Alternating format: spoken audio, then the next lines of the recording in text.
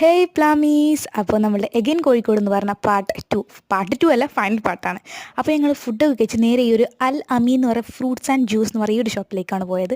അവിടെ നല്ല ഫ്രഷ് ജ്യൂസും അതേപോലത്തെ മിൽക്ക് ഷേക്കൊക്കെ ഉണ്ടായിരുന്നു.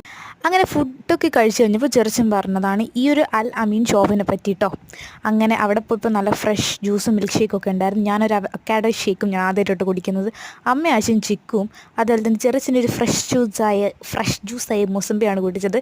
എന്തായാലും നിങ്ങൾ വരുന്നുണ്ട്, എന്തായാലും SM3 വരുന്നുണ്ട്, എന്തായാലും ഇവിടെ വരണം.